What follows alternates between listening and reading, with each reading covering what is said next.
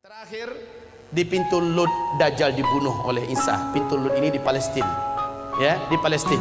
Saat Dajjal muncul di pintu Lud di Palestina, saat itulah Isa menghunjamkan tombak yang ada di tangannya. Berita untuk Bapak Ibu semua sekarang terbaru bahwa di Asbahan sudah terkumpul kaum muslimin, hamba-hamba Allah sekalian yang kami muliakan. Dajjal ini akan memasuki seluruh kota-kota besar di dunia. Kecuali Mekah dan Madinah dia tidak berhasil memasuki. Kedua kota ini, baik fisiknya tidak bisa masuk ke Mekah Madinah, baik ilmu kekuatan sihirnya dan magicnya tidak bisa masuk ke dalam Mekah dan Madinah. Makanya salah satu kata Nabi, kalau kamu ingin selamat, kamu dengar Dajjal sudah keluar, segeralah hijrah, larilah ke Mekah atau ke Madinah. Jika tidak mampu, ada 5 langkah lain yang diperintahkan Nabi agar selamat dari Dajjal la'natullah alaih. Kaum muslimin yang kami muliakan, Dajjal ini bukanlah makhluk raksasa tinggi besar. Saya waktu di Sydney, saya malu mendengarkan jawaban seorang ustadz kondang di TV, acara live. Ditanyakan oleh jamaahnya, apakah itu Dajjal? Oh, katanya, Dajjal itu adalah makhluk yang sangat tinggi besar. Kalau dia masukkan kakinya ke samudra laut yang paling dalam hanya semata kakinya. Waduh. Kalau dia ngomong di timur, yang di barat mampu mendengar suaranya. Kalau dia kencing di satu kota, banjir satu kota itu. Malu saya mendengar tuh jawaban, ya Allah. Waktu SD saya sudah dengarkan kayak gitu. Lah ini ustadz level nasional loh, ngomong di TV, jawabannya kayak gitu, ngawur ngaco abis.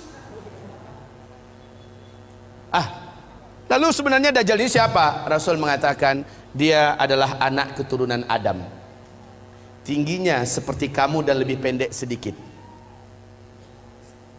mukanya bulat, kedua bola matanya utuh ada, hanya yang sebelah kanan tertutup oleh lapisan dagingnya yang atas meleleh kemari menutupi, dan bagian tutupan ini lengket ke pipinya, dan ada bergelantungan macam jengger ayam sedikit, kayak dahak orang, maaf ya, kayak orang kumpulkan dahak banyak-banyak lalu disemburkan ke mata orang ini lalu meleleh gitu. Seperti inilah melelehnya daging di atas. Ini akibat dukhan loh, akibat dukhan. Seluruh orang-orang kafir menjadi zombie-zombie berjalan, jelek-jelek semuanya. Baik kaum muslimin, kemudian kata Rasulullah, kedua bola matanya seperti mau keluar lepas dari tempatnya. Hanya karena ini sudah ketutup, nampak tonjolan itu jelas. Sementara matanya sebelah kiri sudah hampir lepas dari tempatnya. Warnanya hijau kaca. Warna kulitnya putih kemerah-merahan, putih pucat kemerah-merahan. Bibirnya tebal, rambutnya kribo. Rambutnya kribo. Di sela-sela rambutnya yang kribo muncul rambut-rambut lurus seperti ijuk. Lehernya agak sedikit panjang, lebih panjang daripada kita, sedikit lebih panjang. Bahunya mereng, dadanya bidang, full daging, sekel. Rasulullah mengatakan bila ia berjalan, kamu akan melihat kedua mata kakinya saling berjauhan dan kedua jempol kakinya saling berdekatan. Udah kebayang? Seperti ini. Oh, tapi kalau ketemu orang kayak gini jangan dibilang Dajjal.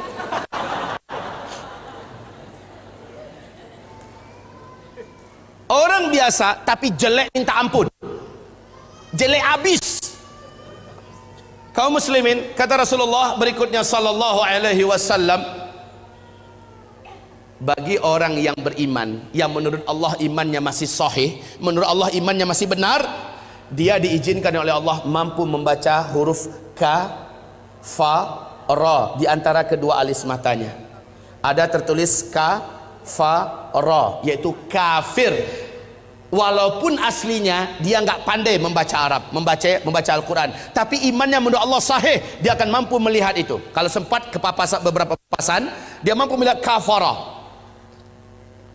Ibarat Allah yang kami muliakan, Rasulullah sallallahu alaihi wasallam bersabda, semua kemampuan yang jahat di bumi ini ada pada dia. Seluruh jin dan syaitan berkhidmat dan melayaninya menjadi pengikutnya. Coba bayangkan, dukun mana di bumi ini yang sanggup menaklukkan seluruh jin dan setan? Sementara Dajjal dengan sukarela dan senang hati seluruh jin dan setan berkhidmat kepadanya. Dalam rangka, ya awas ya, di fase keempat ini adalah fase di mana setan jin dan setan manusia bersatu memperbanyak calon penghuni neraka. Di fase keempat ini, makanya ketika Dajjal muncul, ma baina khalqi Adam ila qiyamis sa'ah fitnatun akbar minad Dajjal.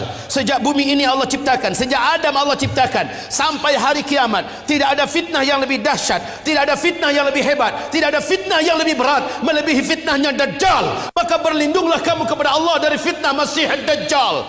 Wallahi, kata Nabi, kalau saya hidup, saya yang akan membela kamu paling di depan. Tapi jika saya sudah tidak ada, setiap kamu harus bela dan jaga dirinya masing-masing. Dajjal memiliki kekuatan sihir yang tidak terbatas. Dajjal memiliki kemampuan dan hipnotis magic yang sangat-sangat berat, sehingga tidak ada yang mampu melawan Dajjal. Tidak ada.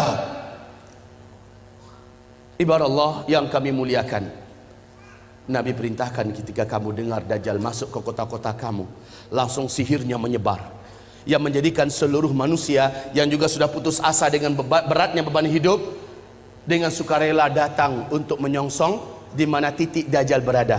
Mereka berharap Dajjal bisa membagi-bagikan rezeki. Saat itu kata Rasulullah, wahai kaum lelaki, bawalah istri-istri kalian masuk ke rumah, ikat dia di dalam rumah, tambatkan dia di tiang-tiang rumah kamu. Carilah ibu-ibu kamu, bawa dia ke rumah, ikat kakinya, ikat tangannya, tambatkan dia di tiang-tiang di dalam rumah. Carilah anak-anak gadis kamu, selamatkanlah wanita-wanita kamu, karena sesungguhnya yang paling banyak sujud menyembah Dajjal ketika Dajjal masuk ke kota-kota di bumi ini adalah kaum wanita. Mereka yang paling banyak menyembah Dajjal. Dan kata Rasulullah, siapa yang sempat menyembah Dajjal, maka sampai dia menghembuskan nafas terakhirnya, dia tidak akan pernah lagi beriman kepada Allah, dan dia akan kekal di neraka selama-lamanya. Maka ibu-ibu, pantas kalau Nabi memperingatkan umatnya berulang-ulang, berlindunglah dari Dajjal, berlindunglah dari Dajjal, berlindunglah dari Dajjal. Seluruh dukun satu bumi, seluruh ahli-ahli sihir satu bumi akan sujud menyembah Dajjal. Dengan sihirnya, Dajjal menunjuk ke arah langit. Maka dalam pandangan mata manusia, awan berkumpul berarak dari mana-mana, padahal sudah sekian tahun awan tidak ada di langit. Lalu menurunkan air hujan, padahal hanya Tuhan yang mampu melakukan itu. Dengan telunjuknya, Dajjal menunjuk ke arah tanah yang gersang dan tandus. Maka tanah itu seperti memperlihatkan rumput-rumput hijau pun muncul, air sungai mengalir. Dengan sihirnya Dajjal, dia menunjuk ke arah kuburan yang ada. Maka seluruh yang pernah mati dan ada di kuburan itu bangkit, hidup dalam keadaan utuh, manusia yang utuh seperti masih hidup dulu. Dan langsung berjumpa sang ayah dengan anak, anakku, mak dengan anak, anakku, suami dengan istri, istriku, padahal mereka sudah mati. Ternyata terbongkar rahasianya. Rasul mengatakan itu seluruhnya bukanlah orang yang sudah mati, tapi jin-jin dan setan-setan yang menjelma menjadi orang yang dulu pernah hidup, agar menipu orang-orang yang masih hidup ini. Lalu mereka berkata, inilah Tuhan kita yang telah menghidupkan kami kembali. Akhirnya manusia sujud kepadanya. Sungguh sangat dahsyat, Pak. Orang-orang lemah iman, minim amal soleh, dia akan tertipu. Ingat sekali lagi, siapa yang beriman dengan Dajjal, dia tidak akan pernah beriman kepada Allah sampai dia mati. Dia akan menjadi ahli neraka kekal di dalamnya. Sekarang, apakah tanda-tanda Dajjal akan keluar? Ini penting. Sudahkah ada tanda-tanda itu sekarang? Menurut ibu, sudah ada apa belum? Apa? Sebentar, tolong dibaca hadis yang diriwayatkan, yang diceritakan oleh Fatimah binti Qais radhiyallahu anha. Hadis ini diriwayatkan oleh Imam Muslim dalam kitab sahihnya. Hadis ini diceritakan juga perjalanan Tamim Ad-Dari sebagai seorang kapten kapal dengan 20 anak kapalnya. Mereka diombang-ambingkan oleh ombak laut yang sangat tinggi. Hari gelap, angin sangat kencang, hujan lebat turun, petir menyambar-nyambar. Mereka tidak mampu mengendalikan kapalnya. Terdamparlah mereka di salah satu pulau laut Yaman. Satu malaman mereka masih stay di atas kapal. Besok ketika matahari terbit, laut sudah tenang, mereka pun turun ke pulau itu. Kemudian mereka masuk ke dalam pulau, berjumpa dengan seekor binatang, yang binatang tersebut tinggi dan besar, berkaki 4. Bulunya lebat hitam. Binatang tersebut dapat berbicara dengan bahasa Arab yang fasih, dan dia memperkenalkan dirinya bernama Al-Jassasah. Sehingga hadis ini oleh para ulama ahli hadis disebut dengan hadis Jassasah. Binatang ini, ibarat Allah yang kami muliakan, memperkenalkan diri. Apa kata Tamim Ad-Dari? Kami ketakutan, kami sangka ini adalah setan wanita yang berwujud binatang ini. Kami takut mau dicelakakannya. Hampir kami lari. Kami dicegat oleh binatang itu. Jangan kalian takut, saya tidak akan mencelakakan kalian. Apakah kalian datang dari Arab? Kami menjawab, iya. Sudah lama saya menanti kedatangan ada yang datang dari Arab. Sesungguhnya seorang lelaki di kuil tua sana sudah sangat lama menanti-nanti kedatangan orang yang datang dari Arab. Dia ingin mendengarkan perkembangan berita terakhir dunia sekarang. Pergilah kalian ke kuil tua itu, jawablah pertanyaan-pertanyaannya. Maka dalam keadaan takut, kata Tamim Ad-Dari, kami lari terbirit-birit meninggalkan binatang ini menuju kuil tua tersebut. Sampai di kuil tua itu, kami terbelalak, mulut menganga melihat pemandangan yang belum pernah kami melihatnya. Seorang lelaki bertubuh gempal, kedua kakinya dirantai dengan rantai yang teramat sangat berat dan besar, rantai besi. Laki-laki ini tergeletak di lantai. Rantai itu bersambung mengikat kedua tangannya. Rantai yang berat besar dari besi. Rantai tersebut menyambung mengikat membelenggu lehernya. Lalu dia berkata, kalian tidak usah takut. Apakah kalian datang dari Arab? Kami menjawab, iya. Sudah lama saya menanti kedatangan kalian. Apakah di Arab sudah muncul seorang lelaki yang ummi, mengaku-ngaku menjadi nabi penutup, namanya Ahmad? Kami menjawab, sudah. Ahmad kan salah satu nama Nabi Muhammad SAW. Sudah dekat. Jika begitu, waktunya sudah dekat. Apakah kalian beriman kepadanya? Tamim Ad-Dari menjawab, sebagian kami ada yang beriman kepadanya, sebagian lagi tidak. Sebaiknya kalian beriman, maka selamatlah kalian. Dia bertanya lagi, dijawab. Dia bertanya, dijawab. Apapun pertanyaannya dijawab. Kemudian pertanyaan yang perlu menjadi catatan kita sebagai tanda dia ini akan keluar, ternyata dialah Dajjal. Ternyata dia adalah Dajjal. Dia bertanya tentang dua hal. Tentang pohon kurma baisan. Tamim Ad-Dari berkata, apanya ingin kalian tanyakan? Pohon kurma baisan itu hari ini masih berbuah enggak? Tamim Ad-Dari menjawab, sekarang masih, buahnya lebat. Lihat saja, sebentar lagi buahnya akan habis. Dan tak lama setelah itu saya pun lepas. Dia bertanya tentang Danau Tiberias. Dia bertanya tentang Danau Tiberias.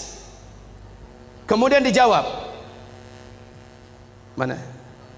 Dia bertanya tentang Danau Tiberias. Di manakah Danau Tiberias itu? Tahu? Lihat ini yang ada di lembaran yang ada di bawah.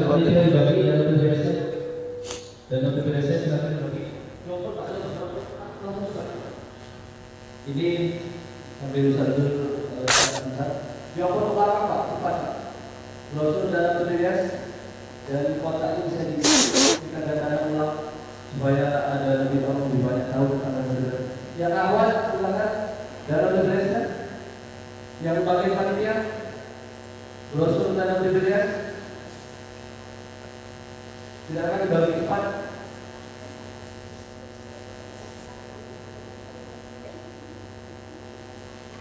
Ayo, waktunya kita tidak lama. Masih banyak penjelasan tentang akhir zaman. Silakan. Bantu, mohon dibantu. Terus dioper belakangnya. Yang sudah mendapat penjelasan terbaik.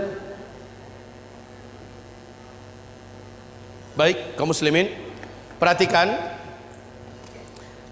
tentang Danau Tiberias. Jadi ada dua pertanyaan si Dajjal ini tentang kebun kurma Baisan. Yang kedua tentang Danau Tiberias. Laki-laki ini berkata, apabila buah kurma di kebun kurma Baisan sudah tidak berbuah, awas, saat itu saya sudah saatnya untuk lepas. Ibu tahu nggak, Bu, di mana kebun kurma Baisan itu? Ibu tahu tidak? Bilang cepat enggak. Pura-pura mikir lagi. Bilang enggak selesai. Ya, Pak? Kebun kurma Baisan letaknya di negeri Syam. Kalau sekarang ini perbatasan antara Yordania dengan Palestina. Ketahuilah oleh Bapak Ibu semuanya dan bacalah la haula wala quwata illa billah. Bacalah inna lillahi wa inna ilaihi raji'un. Sudah beberapa tahun belakangan ini kebun kurma Baisan sudah tidak berbuah 100%. Batang-batangnya pun cenderung kepada mati dan lapuk. Ini yang pertama. Yang kedua, laki-laki yang terikat ini yang ternyata adalah Dajjal. Dia bertanya tentang Danau Tiberias. Lalu Tamim Ad-Dari berkata, apanya yang kau ingin tanyakan? Airnya, masih ada air nggak sekarang? Maka dijawab oleh Tamim, airnya banyak. Dan memang Danau Tiberias ini sejak terbentang bumi tidak pernah airnya susut. Airnya full maksimal. Lalu apa kata laki-laki yang terikat itu? Dajjal ini, nanti kalau airnya sudah menyusut, tinggal sedikit, saatnya saya akan mengelilingi seluruh dunia, saya akan masuk seluruh kota-kota, saya akan kuasai manusia. Untuk Bapak Ibu ketahui seluruhnya, sejak tahun 2003 terjadi penyusutan. Lalu 2004 pemerintah Israel secara resmi membuat garis merah. Ternyata, perhatikan ini, perhatikan. Ini apa? Bagus, jawabannya jujur. Ini garis. Kalau ada bilang ini danau terlalu. Ini adalah garis dari permukaan Danau Tiberias, ya. Ini dasarnya. Kaum muslimin, sejak 2003 sampai 2013, sejak 2003 sampai 2013, danau ini telah mengalami penyusutan yang sangat signifikan. Padahal kedalaman danau ini hanya 45 meter saja. 45 meter saja. Ya. Dalam hanya hitungan 10 tahun sudah 16 meter menyusut airnya dari permukaan. 16 meter dari kedalaman 45 meter, maknanya sudah lebih 30%. Coba buka YouTube. Buka YouTube, ada di situ acara televisi resmi pemerintahan Israel menyebutkan kepanikan dan ketakutan mereka yang tidak bisa disembunyikan. Sebab apa? Ini danau, airnya sumber air satu-satunya bangsa Yahudi di Israel. Mereka nggak punya sungai, mereka nggak punya mata air yang lain, cuma ini. Di sini untuk air minum, air cocok tanam, air mandi, segala-galanya dari sini sumbernya. Dan sekarang air itu menyusut. Kaum muslimin yang kami muliakan, 16 meter sudah seperti ini posisinya.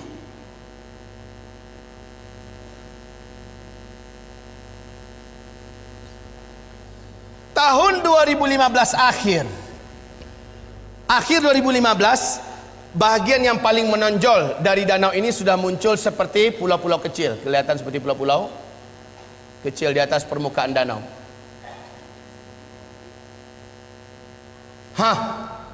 Kondisinya sekarang semakin menyusut. Awas, inilah yang menjadikan Syekh Abdullah bin Abdul Aziz bin Baz, mufti dan ulama besar Arab Saudi, sampai menangis ketika diberitakan kabar tentang perkembangan Danau Tiberias. Lalu apa kata beliau? Hadza zamanu khurujid dajjal. Inilah dia zaman kita, zaman saya, zaman tuan-tuan dan puan-puan semua, zaman bapak ibu dan zaman anak-anak kita masih hidup. Makhluk terlaknat ini akan keluar, Dajjal. La haula wala quwata illa billahil aliyil azim. Penyusutan air ini sangat signifikan. Kecemasan dan ketakutan tidak dapat disembunyikan.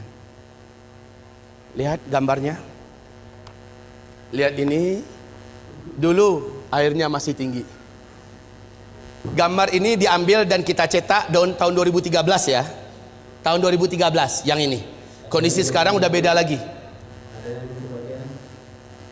Baik kaum muslimin, yang belum kebagian tolong dibagi. Kalau enggak nanti minta ambil di luar.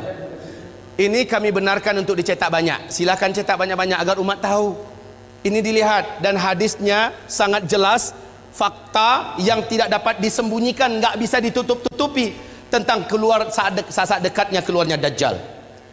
Bapak Ibu, nanti itu ada kotak yang berjalan dari Yamimah, jadikan sajalah sebagai infak Bapak buat memperbanyak ini kembali dan juga membantu operasional dakwahnya Yamimah. Baik kaum muslimin yang kami muliakan, kita lanjutkan. Lihat kondisi-kondisi yang ada di situ. Ini tahun 2013, 2015 sudah semakin menyusut. Sudah semakin susut airnya. Sekarang negara-negara besar dunia sudah membuat simbol-simbol penyambutan kedatangan Dajjal. Seluruh negara-negara besar di dunia termasuk Arab Saudi. Lihat, Arab Saudi di Madinah, luar kota Madinah, sudah membangun istana kerajaan di satu bukit di luar kota Madinah. Ada yang tahu? Ada yang pergi umrah, pergi haji?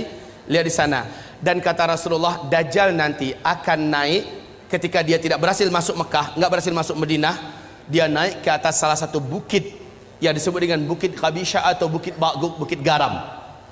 Para ulama sekarang dan orang-orang kota Madinah menyebutnya dengan Bukit Dajjal.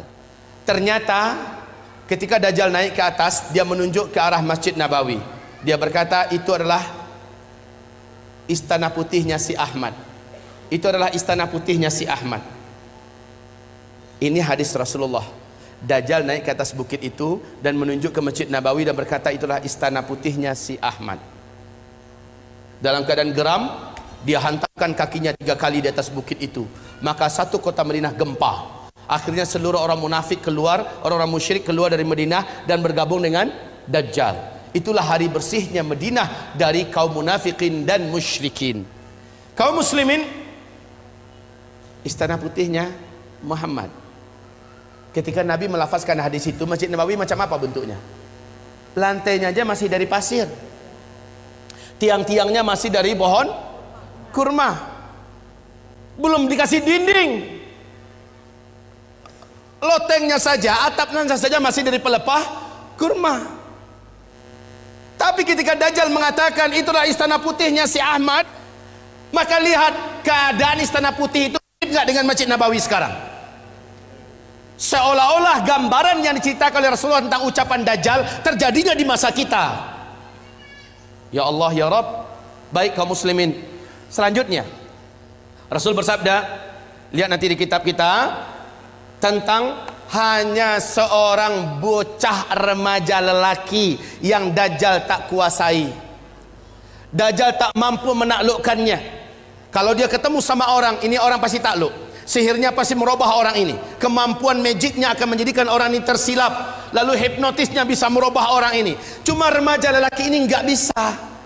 Rasul berkata, saat dia lihat remaja itu tetap berdiri tegar di atas kedua kakinya dan dadanya membusung, dia tidak mau sujud kepada Dajjal. Dajjal mendatanginya. Kenapa kamu tidak sujud kepada saya? Seluruh manusia menuhankan saya dan mereka mengakui saya adalah Tuhan. Sujud kamu. Tidak, kata remaja itu. Engkau adalah makhluk Allah. Kening ini hanya sujud untuk Allah sang Khaliq. Kami tidak akan pernah mau sujud kepada engkau. Maka Dajjal marah, kata Rasulullah. Dia jambak rambut remaja ini, kemudian tangan kanannya memegang gergaji, dibelah duanya kepala ini.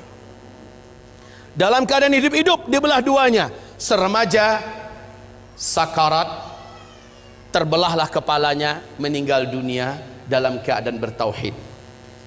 Terbelah sampai ke lehernya dan ke dadanya, dia pun terjatuh, darah bersimbah di lantai. Dia menjadi mayat. Dajjal mengelilingi 1 kali putaran sambil membaca mantra secara khusus. Setelah itu Dajjal menunjuk ke arah mayat remaja laki-laki ini. Qum, bangkitlah kamu, hiduplah kamu. Kalau selama ini Dajjal hanya dengan permainan sihirnya, tapi kali ini memang betul-betul Allah izinkan Dajjal bisa menghidupkannya kembali. Dan Allah izinkan tubuh yang tadi terbelah kembali bertaut. Bukan ilmu rawa rontek ya. Kembali bertaut, bersatu, dan kepalanya juga. Kemudian remaja ini bangkit. Bangkit, darah yang tadi di lantai masih bergenang. Tubuh yang tadi berlumuran darah masih saja basah dengan lumuran darah. Tapi remaja ini sudah utuh dan dia berdiri seperti awal. Dajjal bertepuk dada dengan sangat bangga memperlihatkan kepada pengikutnya, kalian lihat semua, saya sudah matikan dia dan saya sudah hidupkan di depan mata kalian semua. Makin mantap iman mereka. Sementara si remaja ini lain lagi. Loh, ente kenapa masih belum sujud pada saya? Saya sudah buktikan pada ente, saya adalah Tuhan ente. Sujud, kata Dajjal. Sorry Jal, justru dengan yang kamu lakukan pada saya sekarang makin memantapkan iman saya. Kamu asli Dajjal. Saya baca hadis Rasulullah, Dajjal akan membunuh seorang lelaki yang tidak mau, seorang remaja lelaki yang tidak mau tunduk kepadanya, kemudian menghidupkannya kembali. Tapi ada lanjutan dari hadis Nabi, ente tak akan mampu lagi membunuh saya kali kedua. Dan sejak hari ini ente tak akan mampu membunuh siapapun saja manusia. Kemampuan ente sudah diangkat oleh Allah. Hai manusia, sadarlah kalian, ini Dajjal. Dajjal marah, ingin membunuhnya kembali, memang hilang kemampuannya. Nah, kaum muslimin, hamba-hamba Allah yang kami muliakan, remaja lelaki. Remaja lelaki.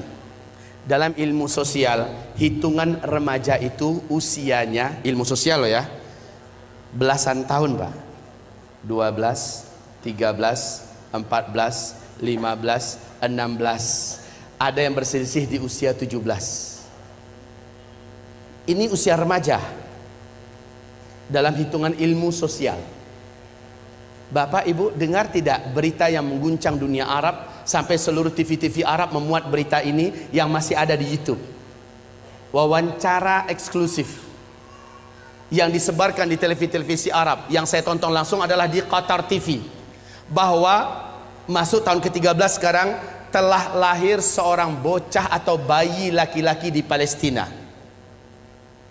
Bayi ini dapat berbicara dengan bahasa Arab Fusha 1 kali sebaik dia baru saja keluar, baru saja lahir dia berbicara. Habis itu dia normal seperti bayi-bayi pada umumnya. Apa kata bayi laki-laki ini? Berbicara dengan bahasa Arab yang fasih. Dia berkata, tolong terjemahkan kalau ada yang tahu. Ana rajulun sayaqtuluni Dajjal wala yaqtulu ba'di ahadan abada au kama qala. Ada yang bisa menerjemahkan? Hah?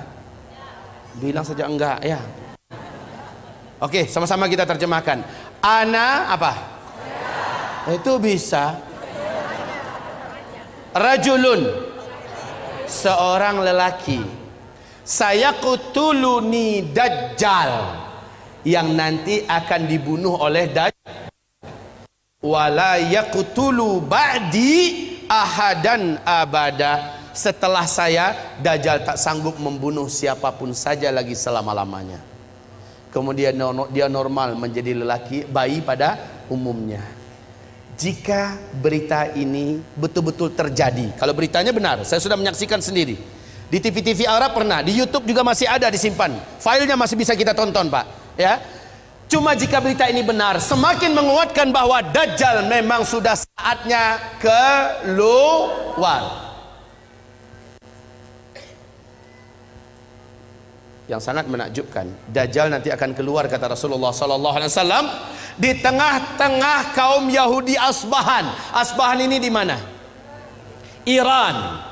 Asbahan ini adalah Iran. Dajjal akan keluar di tengah-tengah Yahudi Asbahan, dan bersamanya ada 70.000 tentara elitnya Dajjal dari Yahudi Asbahan. Berita untuk Bapak Ibu semua sekarang terbaru bahwa di Asbahan sudah terkumpul 70 lelaki yang tegap-tegap muda-muda dengan pakaian khas Yahudi, dan mereka sudah membuat senjata-senjata manual dari besi-besi terbaik di dunia berjumlah 70.000 orang. kondisi ini makin menguatkan keyakinan kita memang Dajjal sudah sangat dekat. Oke, kalau berita tentang bayi yang di Palestina bisa jadi itu dikarang-karang, anggaplah, walaupun ini yang diwawancarai adalah tokoh-tokoh masyarakat Palestina, para masyayikh, syekh-syekh, orang-orang tua di sana, ditanya mereka seluruhnya, mereka membenarkan kejadian itu, dan bayi ini disembunyikan, disimpan, dan sekarang usianya berarti sudah belasan tahun. Jika ini hak, jika ini benar, maka semakin menguatkan. Jika ini bohong, palsu, bisa jadi, ya, bisa jadi ini dikarang-karang. Tapi siapa yang dapat menyembunyikan fakta Danau Tiberias? Siapa yang dapat menyembunyikan dan menutupi fakta mengeringnya Danau Tiberias di Israel hari ini? Siapa yang dapat menyembunyikan fakta berhentinya berbuah kebun kurma Baisan yang selama ini tidak pernah berhenti berbuah? Hari ini sudah. Subhanallah. Kaum muslimin, sangat dekat Dajjal ini akan keluar. Dajjal berapa lama? Enggak lama. Kata Rasulullah hanya 40 hari. Setelah dia lepas, dia hanya berumur 40 hari. Satu harinya yang pertama kamu hitung 1 tahun. Satu hari kedua kamu hitung 1 bulan. Satu hari ketiga kamu hitung 1 minggu. Hari-hari yang tersisa yaitu 37 sama dengan hari-hari kamu biasa. Maka kalau di total setahun 2 bulan 2 minggu saja Dajjal pun habis. Siapa yang menghabisinya? Inilah tanda besar kiamat yang ketiga. Jadi sangat dekat ya. Dajjal itu hanya sebentar. Yang ketiga adalah turunnya Nabi Isa alaihi salam. Turunnya Nabi Isa alaihi salam. Di mana turunnya? Di Suriah, di Damaskus, di Masjid Putih yang ada menara putihnya. Dan menurut Syekh Al-Hafiz Ibnu Katsir, dianya adalah di Masjid Jami' Amawi, masjid peninggalan dinasti Bani Amawiyah yang ada menara putihnya, dan itu di Damaskus. Masjid itu sampai hari ini masih utuh, menaranya masih oke. Allahu Akbar. Jadi Nabi Isa turun nanti di Masjid Jami' Amawi, bukan Isa Habibullah yang di Jombang. Ngaku-ngaku Nabi Isa. Kalau ngaku Nabi Isa, tolong suruh cari Dajjal. Karena kerjaan Isa yang pertama membunuh Dajjal. Nah ini kaum muslimin, ketika Isa turun, khalas. Perlu diingat, Al-Mahdi terkepung. Al-Mahdi itu, ini Al-Mahdi kan menjadi raja, menjadi khalifah di sini. Dia keluar setelah Dukhan. Ini Al-Mahdi. Dari sini Al-Mahdi menyatukan dan memimpin seluruh umat Islam sedunia menghadapi hari-hari berat sampai dia ditolong dan dikuatkan oleh Isa alaihissalam. Lalu setelah melewati fase tanda besar kiamat yang keempat, masuklah masa-masa aman. Al-Mahdi menjadi khalifah di sini. Jadi kaum muslimin yang kami muliakan, Al-Mahdi sedang dikepung oleh Dajjal. Dajjal sudah selesai menaklukkan seluruh dunia. Dajjal sudah selesai memurtadkan banyak manusia. Dajjal ibadallah yang mengepung Al-Mahdi. Al-Mahdi sudah berhari-hari dengan orang-orang beriman terkepung. Dajjal dengan bala tentaranya di luar dah siap untuk mencincang Al-Mahdi dan orang-orang beriman yang ada bersama Al-Mahdi. Isa turun di waktu subuh. Saat itu kumandang azan dan udah qamat. Al-Mahdi maju ke depan. Tiba-tiba seluruh mata tertatap ke arah langit. Satu titik cahaya yang indah turun.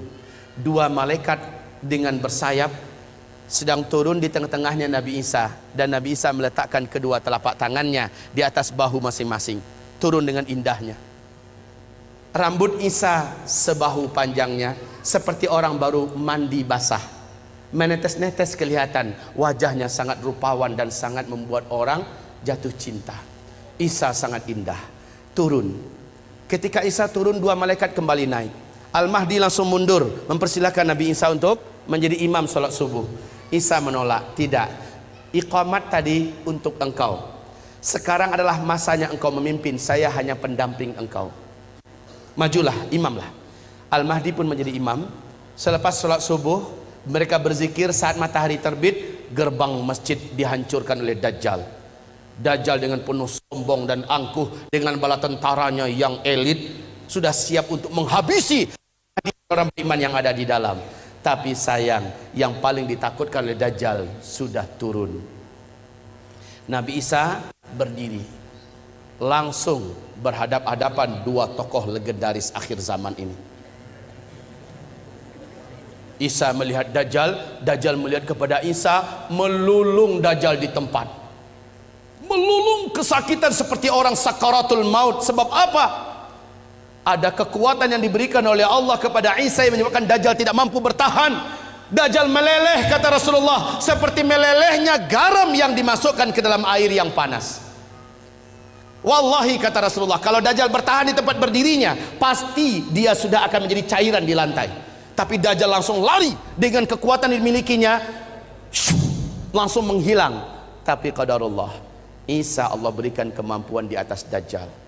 Di mana saja Dajjal lari, kemana saja, Isa udah nunggu di situ. Hah? Mau kemana boy? Lari kemana saja udah ditunggu oleh Nabi Isa. Terakhir di pintu Lut, Dajjal dibunuh oleh Isa. Pintu Lut ini di Palestina, ya, di Palestina. Saat Dajjal muncul di pintu Lut di Palestina, saat itulah Isa menghunjamkan tombak yang ada di tangannya. Jeritan kematian Dajjal terdengar di santero bumi. Setelah itu darah Dajjal dinampakkan kepada Al-Mahdi dan orang beriman serta orang Yahudi melihat Isa mengangkat tombak itu tinggi-tinggi. Dajjal sudah mampus. Orang beriman bertakbir, Allahu Akbar, Allahu Akbar. Orang Yahudi yang ada lepaskan senjata-senjata mereka. Seluruhnya udah senjata manual, ya. Ingat saat kejadian Dukhon sampai ke sini sudah manusia udah nggak ada teknologi. Orang udah kembali kepada zaman manual. Baik kaum muslimin yang kami muliakan, akhirnya Yahudi lari kemana-mana, sembunyi menyelamatkan nyawa di mana-mana. Alam ketika itu sudah Allah izinkan berbicara.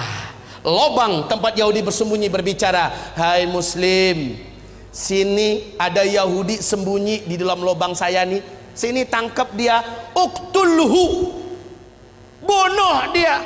Kalau kata orang Curug Bengkulu, konoa. Kalau kata orang Minang, dabiahnya.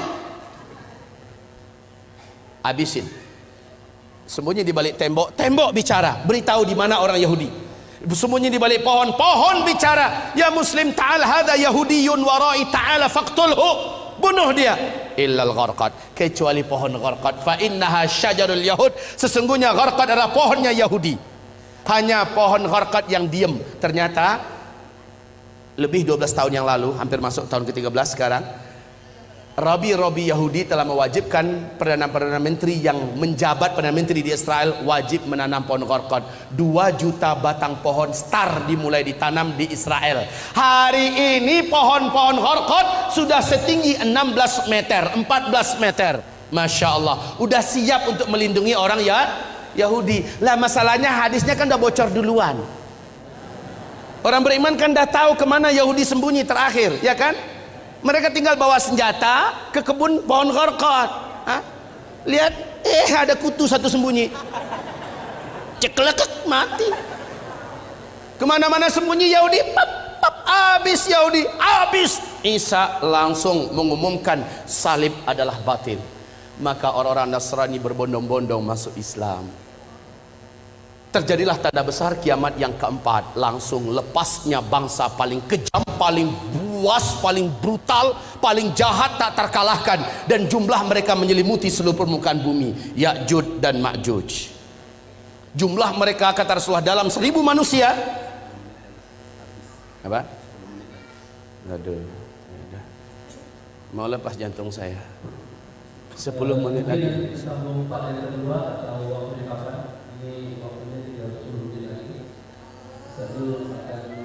Ini memang benar Bapak Ibu, ini baru setengah sesi, baru setengah, ya.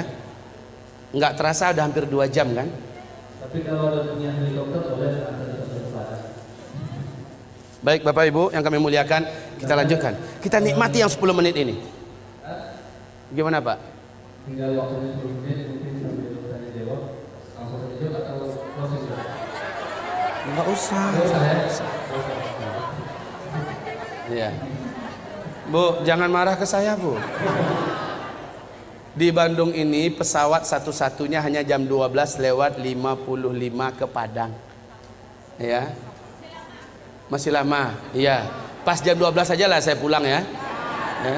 Habis itu kata Ustaz Rijal, pakai helikopter antarin saya pulang. Baik. Kita teruskan. Baik hamba-hamba Allah, ini menandakan akan ada pertemuan kedua. Ini menandakan akan ada pertemuan kedua, insyaallah. Mari kita lanjutkan. Sebentar, kita nikmati yang 10 menit nih. Ayo fokus, kembali fokus. Baik. Kaum muslimin yang kami muliakan, Ya'juj dan Ma'juj ini jumlahnya kata Rasulullah, seluruh daratan gurun Sahara dan tanah yang seluas-luasnya di Jazirah Arab, di negeri Syam, Khurasan, ya, seluruhnya akan tertutupi oleh banyaknya jumlah Ya'juj dan Ma'juj. Ya'juj Ma'juj ini adalah anak cucu Adam juga, manusia, tetapi yang ditaklukkan oleh Iskandar atau disebut dengan Dzulqarnain, Iskandar yang agung. Kaum muslimin, setiap 1000 manusia jumlah mereka 999 orang. Satunya adalah kamu. Saking banyaknya sehingga Allah mengatakan, hai Isa, hari ini tidak ada yang mampu mengalahkan Ya'juj dan Ma'juj. Bawalah hamba-hambaku bersamamu, bawalah mereka lari ke atas gunung Tursina. Saat orang-orang beriman bersama Nabi Isa Al-Mahdi sampai di atas gunung Tursina, apa yang terjadi berikutnya? La haula wala quwata illa billah. Allah gaibkan mereka dari jangkauan Ya'juj dan Ma'juj, sebagaimana selama ini Ya'juj dan Ma'juj digaibkan oleh Allah sehingga tidak mampu menembus kehidupan sebelum waktunya. Kaum muslimin yang kami muliakan, singkatnya Allah yang hancurkan Ya'juj dan Ma'juj. Sehabis itu baru manusia masuk masa-masa aman. Cuma masa ini tidak lama kata Rasulullah. Masa ini hanya berlangsung dari 7 tahun. Ini adalah masa Al-Mahdi memimpin. 8 atau tahun ke-9-nya Al-Qahtani. Berarti maksimal hanya 9 tahun saja masa-masa aman ini. Khilafah tegak itu nggak lama, nggak pakai ribuan tahun lagi, nggak pakai ratusan tahun, tapi hanya paling lama 9 tahun. Di sini jumlah laki-laki 1 berbanding 50 wanita. Kemana perginya kaum laki-laki? Di sini banyak Allah cabut nyawa lelaki di muka bumi ini. Saat fase kelima yang nggak lama lagi ini, insya Allah jumlah laki 1 berbanding 50. Jangan macam-macam pikirannya, Pak. Poligami. Udah nggak kepikiran, percayalah. Yang pertama, bapak udah banyak nggak ada, ya. Yang kedua, saat itu kalaupun masih hidup, insya Allah fikir bapak full memikirkan amal soleh dan ibadah yang kuat sekuat-kuatnya kepada Allah Subhanahu wa Ta'ala. Ibarat Allah yang kami muliakan, ini dah 10 tanda besar kiamat. Oh ya, yang ke-7 belum ya? Ini Ya'juj dan Ma'juj.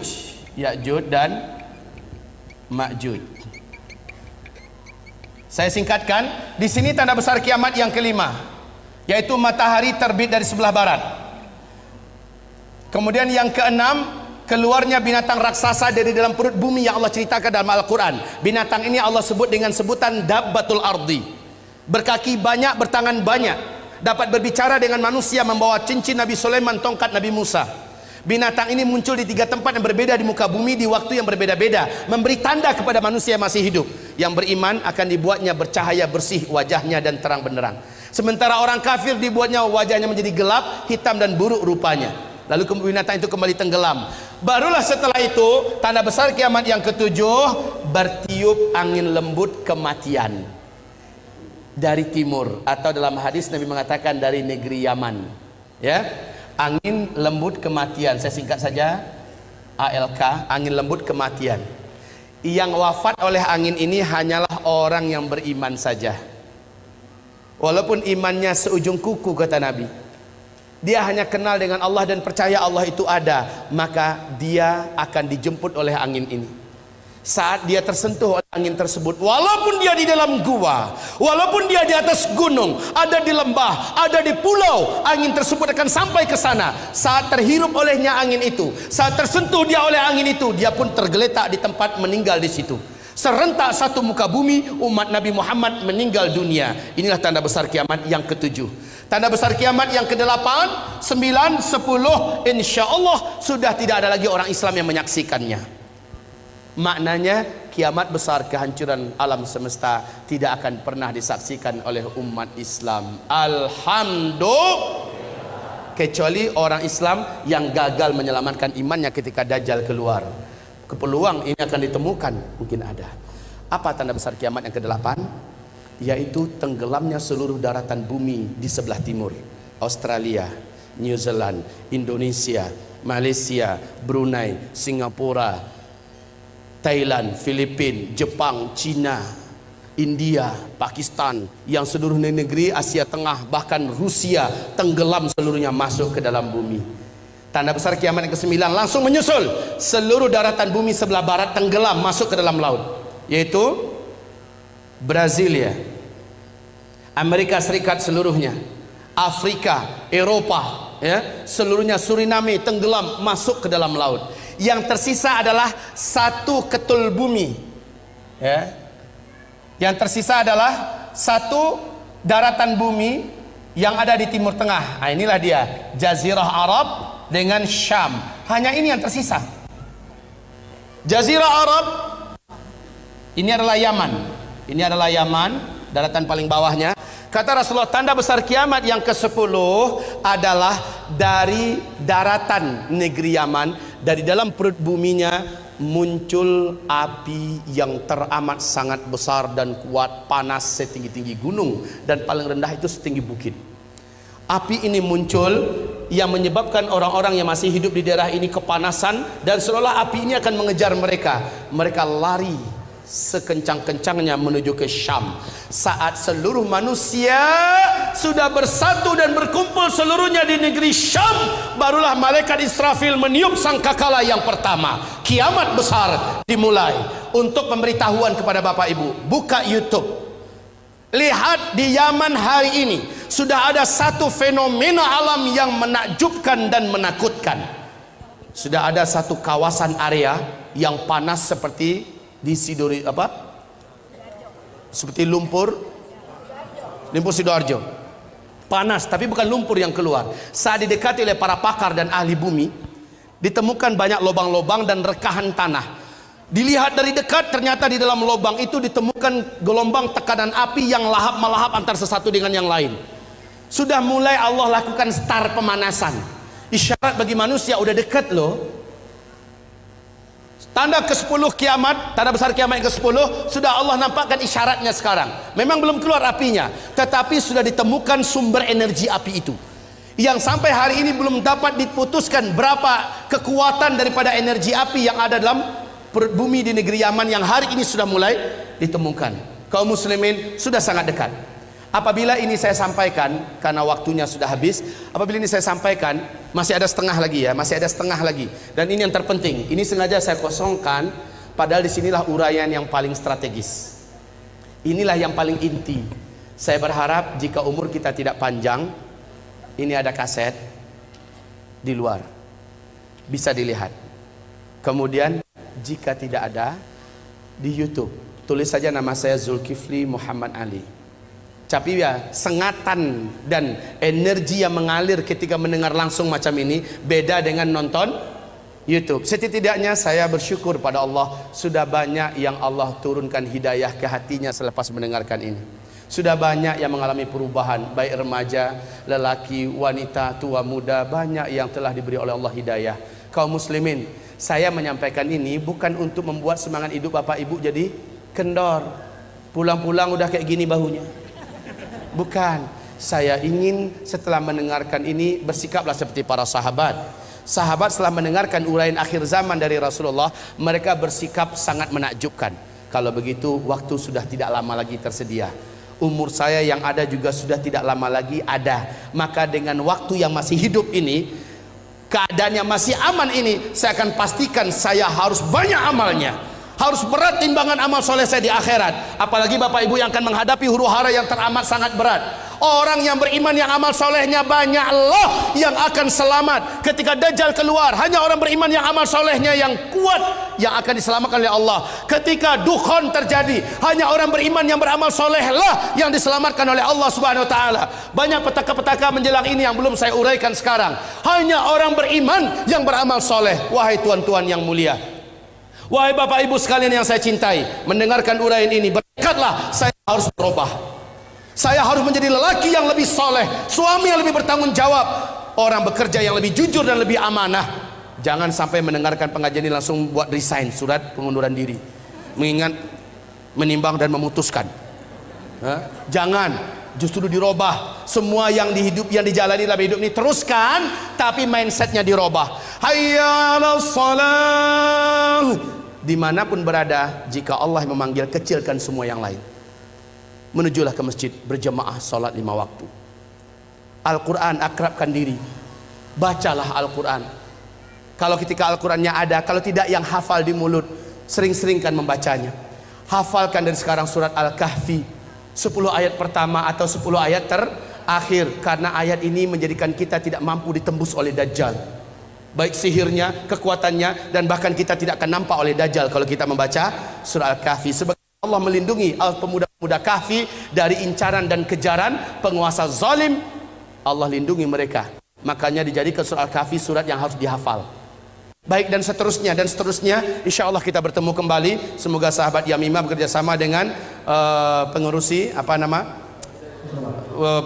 DKM Masjid Istiqomah ini, agar pertemuan kedua nanti bisa dilanjutkan. Bertekad hadir ya Bu ya? Bertekad hadir Pak? Apapun kegiatannya pastikan saya harus datang kembali, karena sesi kedua adalah ini yang paling menentukan. Inilah uraian sejati. Kalau tadi adalah pengantar, tetapi itu pun sudah bisa menggigit Bapak Ibu. Baik, demikian saja. Mohon maaf, saya minta maaf tidak bisa berumah tamah dengan Bapak Ibu saat sekarang ini. Ke depan jangan lagi jadwalnya di mana saya akan pulang hari itu ya. Baik, insya Allah saya siap. Umpamanya ke depan itu besok 2 hari 3 hari baru saya pulang, jadi bisa berlama-lama kita. Demikianlah dari saya. Nastaghfiruka ya Allah wa natubu ilaik. Buku ini senantiasa saya bawa kemanapun saya ceramah. Zikir akhir zaman, di dalamnya memuat dalil-dalil tentang kejadian-kejadian ini, baik dari ayat, dari hadis-hadis Nabi, dan yang paling penting dari kitab Zikir Akhir Zaman. Di dalam kitab ini memuat semua perlindungan-perlindungan yang diperintahkan Nabi. Ketika terjadi dukhan, kamu amalkan ini dan segera baca ini. Ketika keluar Dajjal, kan tadi ada 6 cara selamat dari Dajjal, ada di kitab kita Zikir Akhir Zaman. Sementara ensiklopedi akhir zaman khusus kitab ilmiah terlengkap, tetapi di dalamnya tidak ada tentang amalan-amalan perlindungan akhir zaman. Beda dengan di kitab Zikir Akhir Zaman. Sebagai rekomendasi saya buat umat, karena banyak Ustadz, bagaimana cara mendapatkan kitab ini, bagaimana cara mendapatkan, banyak pertanyaan begitu. Nah, mumpung ada, tolong didapatkan dan dibaca. Pertemuan berikutnya jadi enak insyaallah ta'ala.